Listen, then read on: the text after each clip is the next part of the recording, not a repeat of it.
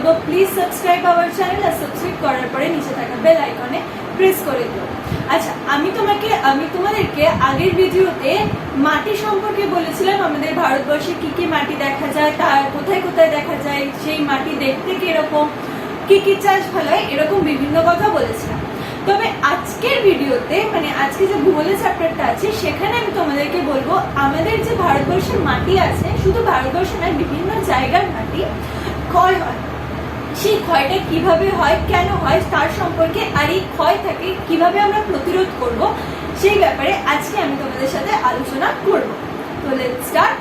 তো প্রথমে বলি মাটি ক্ষয় কাকে বলে। অনেক সময় কি হয়, বৃষ্টির জল বা কোনো কারণে জলপ্রবাহ, বায়ু প্রবাহ বা মানুষের বিভিন্ন ক্রিয়াকলাপের দ্বারা প্রাকৃতিক শক্তি এবং প্রাকৃতিক শক্তির বিভিন্ন জিনিসপত্র এবং তার সাথে মানুষের বিভিন্ন কাজকর্মের ফলে কি হয়ে থাকে, মাটির কণার অপসারণ ঘটে বা অবনতি ঘটে থাকে, যেটাকে কিনা মাটি ক্ষয়ের সাথে তুলনা করা হয়ে থাকে। এবং এই মাটি ক্ষয়ের নির্দিষ্ট কিছু কারণ লক্ষ্য করা যায়। সেই কারণগুলোকে আমি যদি তোমাদের সিলেবাস অনুযায়ী যা বই অনুযায়ী আমি যদি বলি, এখানে ডিরেক্ট দেওয়া আছে, তবে তোমরা যদি খাতায় লিখতে চাও আমি বলবো বা আমি তোমাদেরকে রেফার করবো, প্রথমে লিখবে মাটি ক্ষয় প্রধানত দুভাবে করা যায়। একটা হচ্ছে প্রাকৃতিক উপায় বা প্রাকৃতিক কারণে মাটি ক্ষয় হতে পারে, আর দ্বিতীয়ত যদি বলো তাহলে হচ্ছে মানুষের সৃষ্টি বিভিন্ন কারণ। প্রথমে যদি এই দুটো চার্ট করে নাও, চার্ট করে নেওয়ার পরে কলাম ওয়াইজ যদি লেখো তাহলে কিন্তু তাদের নাম্বারও ভালো আসে, স্কোরিংও ভালো ওঠে। তো চেষ্টা করো সেইভাবে লেখার জন্য। এবার আসি তোমাদের বইতে। তো প্রাকৃতিক কারণের ক্ষেত্রে যেগুলো দেখতে পাবে সেগুলো হচ্ছে বৃষ্টিপাতের জন্য, এছাড়া বৃষ্টিপাত ছাড়াও যেগুলো দেখা যাবে, বৃষ্টিপাতের ফলাফলে যেগুলো হয়, সাধারণত কর্দম ক্ষয় হয়, নালী ক্ষয় হয়, খোয়াই ক্ষয়, পাত ক্ষয়, এগুলো লক্ষ্য করা যায়। এছাড়াও দেখবে প্রবাহমান বায়ু প্রবাহ, ভূপ্রকৃতির জন্য কিন্তু বায়ু মৃত্তিকার ক্ষয় হচ্ছে। এবার আসি মানুষের সৃষ্টি কারণ। মানুষের সৃষ্টি কারণের মধ্যে উল্লেখযোগ্য কারণগুলো হলো জনসংখ্যার চাপ বৃদ্ধি করা, তার পাশাপাশি বৃক্ষচ্ছেদন করা, অনিয়ন্ত্রিতভাবে পশু চারণ করা এবং অনিয়ন্ত্রিতভাবে কৃষিকাজ করা, অর্থাৎ কোনো পরিকল্পনাহীন যে কৃষিকাজগুলো হয় সেগুলোর ফলেও কিন্তু মৃত্তিকা ক্ষয় হয়ে থাকে। এবার আমি যেটা আসবো, প্রাকৃতিক কারণের মধ্যে বৃষ্টিপাতের কথা বলেছিলাম, সেই বৃষ্টিপাতের ফলে কি ভাবে মাটি ক্ষয় হয় দেখা যায়। বলা হয় যে বৃষ্টির ফোঁটা মাটিতে পড়লে মাটির কণাগুলি পরস্পরের থেকে আলাদা হয়ে দূরে সরে যায়, ঠিক আছে, এবং জলের সঙ্গে বয়ে চলে। কারণ মাটি আমরা জানি যে জলের সঙ্গে একটা দ্রাবকের কম্বিনেশন তৈরি করে, যার ফলে কিন্তু মাটি জলের সাথে গুলে যায় এবং বয়ে চলে। এইভাবে কিন্তু সেই জায়গার বা সেই স্তরের কিন্তু মাটির অবনমন ঘটে এবং মাটির কিন্তু ক্ষয় হয়। এবং এই যে মাটির ক্ষয়ের পরিমাণ বাড়ে বা বৃদ্ধি পায়, এই সাধারণত ক্ষয়ের পরিমাণের বেসিসে একে 4টে ভাগে ভাগ করা হয়ে থাকে। তার প্রথমত হচ্ছে কর্দম ক্ষয়। কর্দম মানেই তোমরা বুঝতে পারছো যে কর্দম কথাটার অর্থ হচ্ছে কাদা, অর্থাৎ বৃষ্টির কণাগুলো যখন দ্রুত মাটিতে পড়লে মাটির কণাগুলো আলগা হয়ে যায় এবং কণাগুলি মাটির মূল অংশ থেকে আলাদা হয়ে পড়ে, এবং কি হয়, বৃষ্টির সময় বা বৃষ্টির সাথে সাথে এরা ধীরে ধীরে জলের সাথে বয়ে চলতে থাকে, তাদেরকে কর্দম ক্ষয় বলা হয়ে থাকে। নেক্সট হচ্ছে নালী ক্ষয়। নালী ক্ষয়টা কি না, প্রধানত শুষ্ক অঞ্চলে হঠাৎ করে যখন বৃষ্টি শুরু হয়, বিশাল মাত্রায় যখন বৃষ্টি হয়, উঁচু নিচু ঢালু অংশে কি হয়, তীব্র জলের স্রোতে নালী হয়ে বয়ে আসে জলগুলো এবং সেই স্তরের মাটিটাকেও নিয়ে নিচের দিকে চলে আসে। তো এই ক্ষেত্রে কিন্তু বেশি পরিমাণ ক্ষয় আমরা লক্ষ্য করতে পারবো। দ্বিতীয়ত আসি খোয়াই ক্ষয়তে। খোয়াই ক্ষয় কি, নালী ক্ষয় যখন ধীরে ধীরে আস্তে আস্তে বাড়তে থাকে, তার সাথে কি হয়, খাতটা অর্থাৎ পাহাড়ি এলাকায় খাত কিন্তু চওড়া হতে থাকে, প্রশস্ত হয়ে পড়তে থাকে এই সময়, এবং অবভূমি বা অবরভূমির সৃষ্টি হতে থাকে, অর্থাৎ সেই অঞ্চলের মাটির ঢালটা বেড়ে যায় এবং একটা লেয়ার স্তরের মাটিটা পুরো লেভেলে চলে আসে ধুয়ে। তো এইভাবে ক্ষয় হয়। নেক্সট বলবো পাত ক্ষয়ের কথা। বৃষ্টির জল মাটির ওপরে যখন পড়ে, পাতলা যে আবরণটা আমরা লক্ষ্য করতে পারবো, তার প্রায় চারদিকে সমান পরিমাণ জল চাদরের মতো বয়ে চলে, যার ফলে কি হয়, খনিজ পদার্থ সমূহ কিন্তু এর সাথে মাটির সাথে ধুয়ে বেরিয়ে চলে যায়। তো এইভাবে কিন্তু পাত ক্ষয় হয়, যা মাটির পক্ষে একদম অনুপযোগী বলতে পারো, কিন্তু যেহেতু প্রাকৃতিক কারণ সেই জন্য এটা আমরা অবরোধ করতে পারবো না। নেক্সট আসে প্রবাহমান বায়ু। আমরা সবাই জানি বা আমরা খেয়াল করব, যখন রাস্তায় চলতে চলতে খুব হাওয়া দেয় তখন গায়ে ধুলো বালি সমস্ত কিছু ভরে যায়। ঠিক সেরকমই কি হয়, যখন ফাঁকা মাটির ওপর থেকে বা কোনো একটা অঞ্চলে যেখানে মাটির অনেক পরিমাণ লক্ষ্য করা যায়, সেই সমস্ত জায়গা থেকে যখন অত্যাধিক জোরে বায়ু বা ঝড় বইতে থাকে, তখন কিন্তু সেই বায়ুটা কি করে, তার সাথে ধুলো বালি মাটির স্তরও কিন্তু বয়ে নিয়ে চলে। তো এর ফলেও কিন্তু সেই সমস্ত জায়গার কিন্তু মাটির ক্ষয় ঘটে থাকে। নেক্সট আসে ভূপ্রাকৃতিক বিভিন্ন কারণে, যেটা তোমাদের প্রাকৃতিক কারণে 3য় নম্বর পয়েন্ট। সেই পয়েন্টে বলছে যে ভূপ্রকৃতিতে মাটির ক্ষয়ের মাত্রাকে নিয়ন্ত্রণও করা যায়, তবে পার্বত্য অঞ্চলে ভূমির খাড়া ঢাল হওয়ায় প্রবাহমান জলের ঘর্ষণে কিন্তু মাটি দ্রুত হারে ক্ষয়ে যেতে থাকে। নেক্সট হচ্ছে কি, এবং সমভূমি অঞ্চলে ভূমির ঢাল কম হয়, মাটি কিন্তু তুলনামূলকভাবে কম ক্ষয় হয়। এবার বলবো যেটা মনুষ্য সৃষ্ট কারণ, যেটা হচ্ছে মোস্ট ইম্পর্টেন্ট পয়েন্ট, যেটা কিন্তু চাইলে আমরা রোধ করতে পারি, তবে আমরা আমাদের ফল্টের জন্য বা কোনো কারণে আমরা হয়তো করতে চাই না। প্রাকৃতিক কারণ সেটা প্রকৃতির ওপর ছেড়ে দেওয়া ভালো, সেটা আমাদের হাতে নেই, বাট যেটা করা যায় সেটার দিকে আমরা জোর দেব। তো সেক্ষেত্রে বলবো প্রথমত হচ্ছে জনসংখ্যার চাপ, অর্থাৎ জনসংখ্যা বৃদ্ধির কারণে কি হয়, মাঠ ঘাট বিভিন্ন জলাভূমি এবং বন জঙ্গল কেটে কিন্তু মানুষ ফ্ল্যাট বড় বড় কমপ্লেক্স কিন্তু তৈরি করছে, যার ফলে কিন্তু সেই স্তরের মাটির ক্ষয় হয় এবং প্রয়োজনীয় যত মলিকিউলস বা বলতে পারো যে বিভিন্ন ধরনের উপাদান যা মাটিতে প্রয়োজন, সেই সমস্ত জিনিসেরও কিন্তু মাটিতে ঘাটতি শুরু হয়ে থাকে। এরপরে হচ্ছে অনিয়ন্ত্রিতভাবে পশু চারণ। মানুষ কিন্তু বেশি করে প্রফিটের আশায় বা লাভের আশায় কিছু কিছু জায়গায় অনিয়ন্ত্রিতভাবে কিন্তু পশু চারণ করতে থাকে, এবং এর ফলে কি হয়, মাটি কিন্তু দ্রুত হারে ক্ষয়তেও শুরু করে। সব থেকে এবার আসবো যেটা সব থেকে ইম্পর্টেন্ট পয়েন্ট মানুষের সৃষ্টি কারণের মধ্যে, তার মধ্যে হচ্ছে বৃক্ষছেদন কিন্তু অন্যতম।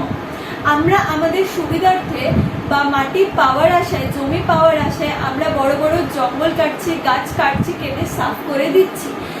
আমরা জানি যে বৃক্ষ কি করে, মাটিটাকে ধরে রাখতে সাহায্য করে, অর্থাৎ ধুলোবালি বা বলতে পারো যে জলের স্রোতে বা বায়ু প্রবাহের ফলে মাটিকে সেই জায়গা থেকে বেরিয়ে যেতে দেয় না। কিন্তু এই গাছগুলোকে কেটে দেওয়ার ফলে কিন্তু ইজিলি ভাবে কিন্তু মাটি ক্ষয় হচ্ছে, এবং জল বলো কিংবা বায়ু প্রবাহ বলো সমস্ত ক্ষেত্রে কিন্তু মাটি বয়ে যেতে পারে, বয়ে চলে যাচ্ছে, যার ফলে কিন্তু মাটি ক্ষয় হয়। লাস্ট হচ্ছে স্থানান্তর কৃষি ব্যবস্থা। পার্বত্য অঞ্চলে কি হয়, অধিবাসী মানুষরা নিজেদের প্রয়োজনে বা নিজেদের স্বার্থের জন্য বলতে পারো কিছু কিছু জঙ্গল পরিষ্কার করে চাষাবাস করে থাকে। তো তার ফলে কি হয়, জমির কিন্তু উর্বরতা শক্তিটাও নষ্ট পায় এবং প্রচন্ড পরিমাণে সেই সব এলাকায় ধসেরও বৃদ্ধি ঘটে থাকে। তো এইভাবে মৃত্তিকার কিন্তু ক্ষয় হচ্ছে।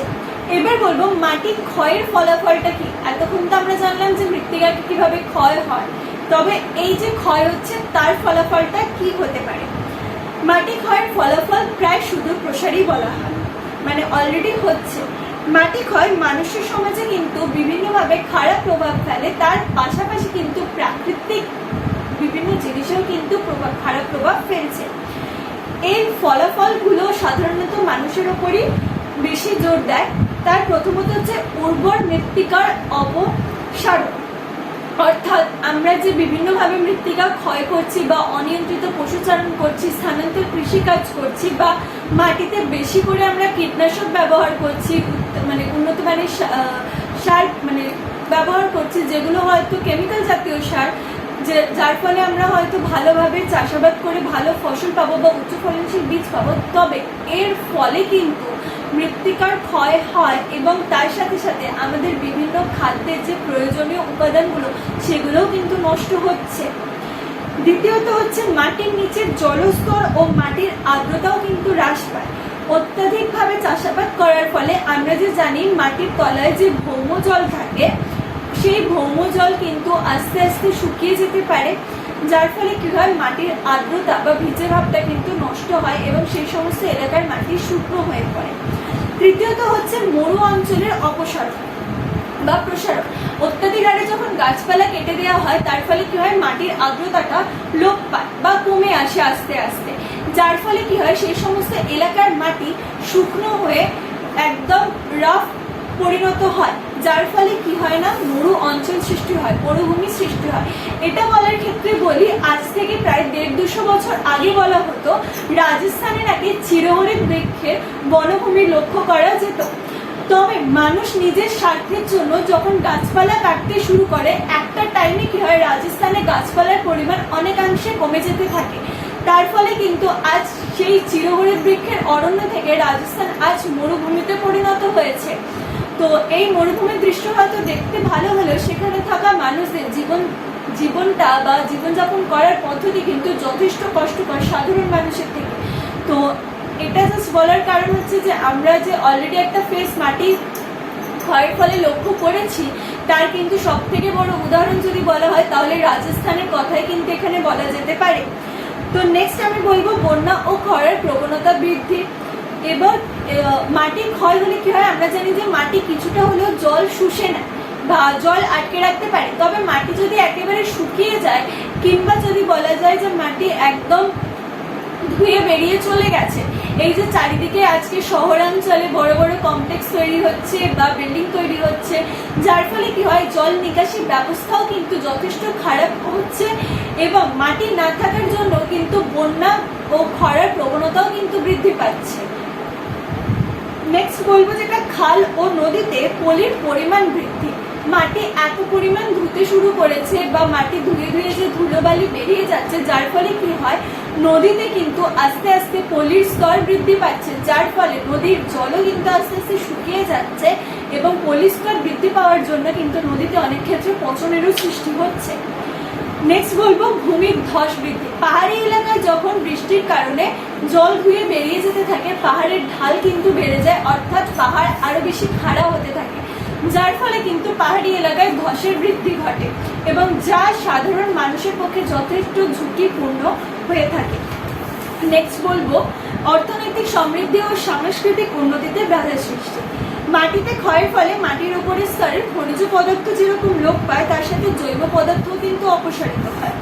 মাটি স্বাভাবিকভাবেই তার উর্বরতা ও উৎপাদনশীলতাও কিন্তু হারিয়ে ফেলে, ফলে চাষযোগ্য জমি চাষের অযোগ্য জমিতে রূপান্তরিত হয়। তার পাশাপাশি আদিবাসীদের বা অধিবাসীদের বলতে পারো অর্থনৈতিক ও সাংস্কৃতিক জীবনের ওপরও কিন্তু বিশেষ প্রভাব ফেলে রাখে।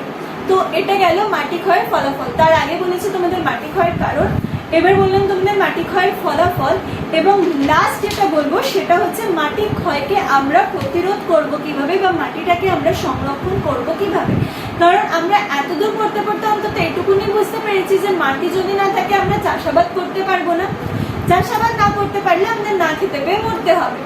এবার যদি চাষাবাদটা যদি ছেড়েও দিই, মাটি যদি না থাকে তাহলে আমাদের বন্যা খরা এই সমস্ত কিছুর সম্মুখীন হতে হবে।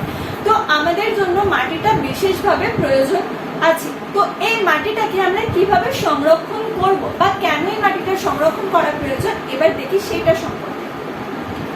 বলা হচ্ছে যে মাটি প্রকৃতির অনুকূল একটা দান, মানে প্রকৃতি যদি না দিত মাটি তাহলে হয়তো আমরাও বাঁচতে পারতাম না। এই মাটিকে ঘিরে সমস্ত জীবকুল যাবতীয় কাজকর্ম সম্পন্ন হয়, কিন্তু বিভিন্ন কারণে এই মাটি ক্ষয়ের ফলে পরিবেশে কিন্তু ভারসাম্য নষ্ট হয়।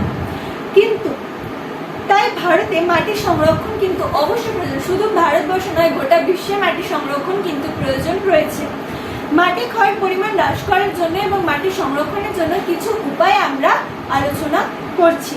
প্রথমত হচ্ছে বৃক্ষরোপণ। আগেও বলেছি যে বড় বড় গাছগুলো কি করে মাটিটাকে ধরে রাখে, জল বায়ু এই সমস্ত কিছুতে মাটিটাকে ধরে বেরিয়ে যেতে দেয় না, যার ফলে কিন্তু আমাদেরকে বৃক্ষরোপণ করতে হবে। এছাড়াও শুধু মাটির জন্য নয়, বৃক্ষরোপণ করা একটাই কারণে প্রয়োজন, বৃক্ষরোপণ করলে কিন্তু যদি বেশি করে গাছপালা বৃদ্ধি পায় গ্লোবাল ওয়ার্মিংও অনেকটা কমে যায়।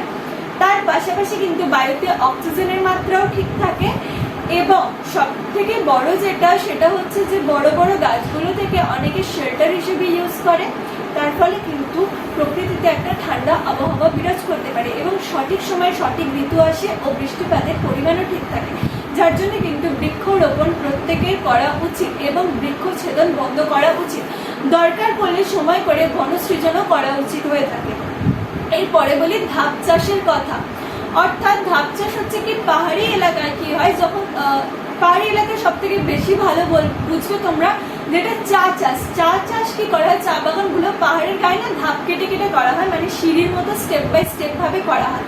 কারণ চা গাছ হচ্ছে এমন একটা জিনিস যে নিজের জমিতে জল ধরে রাখতে পারে না, অর্থাৎ তাদের তাড়াতাড়ি পচন ধরে যায়, এবং তাকে এমনভাবে রাখতে হবে যে জল দেওয়া হবে কিন্তু জল কিছুক্ষণের জন্য থেকে বেরিয়ে চলে যাবে, তবে কিন্তু চা গাছের চাষ ভালো হয়। যার জন্য কিন্তু চা কি হয়, পাহাড়ি এলাকায় ধাপ কেটে কেটে চাষ করা হয়।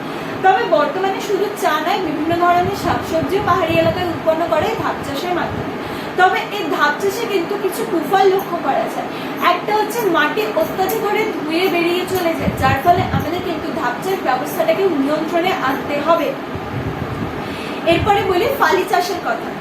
পার্বত্য অঞ্চলে যেখানে জমির ঢাল অনেক বেশি হয় এবং জল সমভাবে একই দিকে বিস্তৃত, সেই সব অঞ্চলে কিন্তু ফালি চাষ করা হয়, এবং ফালি চাষের মাধ্যমে কিন্তু মাটি ক্ষয় কিছুটা হলেও রোধ করা যেতে পারে। কারণ পাহাড়ি এলাকায় যে ঢালু অংশ, সেই সমস্ত এলাকাতে কিন্তু ফালি চাষটা হয়ে থাকে। এবং ফালি চাষে এক ধরনের সবজি চাষ করা হয় না, পাশাপাশি অনেক বিভিন্ন ধরনের সবজি কিন্তু চাষ করা হয়ে থাকে। এবার বলি সমোন্নতি রেখা বরাবর চাষ। অর্থাৎ একটার সাথে আরেকটা, বা পাশে ধরো কোথাও যদি আলু চাষ হয় তার পাশে শিমগোত্রীয় উদ্ভিদের চাষ হবে, তার পাশে আবার ধান চাষ হবে। এইভাবে কিন্তু সমোন্নতি রেখা অনুযায়ী যদি চাষাবাদ করা হয়, তাহলে মাটির মধ্যে বিভিন্ন পদার্থ বা অণু উপাদান ঠিক থাকে, এবং মাটির যে যাবতীয় জৈব উপাদান সেগুলোও ঠিক রাখা হয়, যার ফলে কিন্তু মাটির উর্বরতা শক্তিও বজায় থাকে এবং মাটি ক্ষয়ও বৃদ্ধি পায় না। যার জন্য সমোন্নতি রেখা অনুযায়ী চাষ করা কিন্তু মাটির জন্য অনেক লাভবান হয়ে থাকে। নেক্সট বলবো ঝুম চাষ। ঝুম চাষটা কি না, অনেক ক্ষেত্রে কি হয়, আদিবাসী মানুষেরা কোনো কোনো জায়গায় জঙ্গল পুড়িয়ে সেটাকে পরিষ্কার করে সেখানে চাষাবাদ করে। তবে এই ঝুম চাষের ক্ষেত্রে সব থেকে বলা যায় যে যেটা খারাপ, সেটা কি মাটি যখন পোড়ানো হয়, মানে বৃক্ষগুলোকে যখন পোড়ানো হয়, তার অনেকাংশ ছাই কি হয় মাটির মধ্যে পড়ে, যার ফলে মাটির নমনীয়তা এবং তার পাশাপাশি মাটিকে কিন্তু আম্লিকও করে তোলে এই ঝুম চাষের জন্য। সেটা কিন্তু মাটির জন্য ক্ষয় বা মাটির অনেক ক্ষতি হতে পারে, এবং সেখানে উৎপাদিত ফসলের মানও কিন্তু সেরকম ভালো থাকে না। অর্থাৎ তাতে বিভিন্ন বলতে পারে যে পুষ্টিকর উপাদান, সেই উপাদান কিন্তু অপ্রস্তুত হয়ে পড়ে, যার জন্য কিন্তু এই ঝুম চাষ যতটা সম্ভব অ্যাভয়েড করা উচিত। তার বদলে যদি পারো বেশি করে গাছ লাগাও, সেটা মাটির জন্য অনেক ভালো। নেক্সট বলবো বাঁধ নির্মাণ ব্যবস্থা। নদীর প্রবাহ পথে বাঁধ নির্মাণ করে নদীর জলের গতিবেগ নিয়ন্ত্রণ করে কিন্তু মাটির ক্ষয়রোধ কমানো যায়। এবার বলি গালি চাষের কথা। নালী ক্ষয়ের বৃহত্তর রূপ হচ্ছে প্রণালী ক্ষয়। অর্থাৎ যখন সরুভাবে জল বইতে বইতে ক্ষয় হতে থাকে, আস্তে আস্তে সেই জিনিসটা চড়া হয়। তো প্রণালী বা ক্ষয়ের ফলে অঞ্চলটি অবরভূমি বা ব্যাকল্যান্ড নামে কিন্তু পরিণত হয় বা নামে পরিচিত হয়। ফলে সেই সব অঞ্চলে ক্ষয়ের হাত থেকে বাঁচতে দীর্ঘ শিকড়যুক্ত উদ্ভিদ কিন্তু চাষাবাদ করা হয়, বা শাকসবজি কিন্তু চাষাবাদ করা হতে পারে। তো এটা গেল তোমাদের আজকের মাটির ক্ষয়ের ফলাফলের কথা। তো আজকে আমি আবার রিপিট করছি, আমি তোমাদেরকে মাটির ক্ষয় কাকে বলে, কিভাবে মাটি ক্ষয় হয়, তার বিভিন্ন কারণ, এবং মাটি ক্ষয়ের ফলাফল ও মাটি ক্ষয় থেকে কিভাবে রোধ করব বা আমরা কিভাবে মাটি সংরক্ষণ করতে পারবো, সেই বিষয়ে তোমাদের সাথে আলোচনা করলাম। তো আজকে ভিডিও এটুকুনি থাকবে। ভিডিও শেষ করার আগে বলবো, প্লিজ সাবস্ক্রাইব আওয়ার চ্যানেল, আর সাবস্ক্রাইব করার পরে নিচে থাকা বেল আইকনে প্রেস করে দিন। Thank you.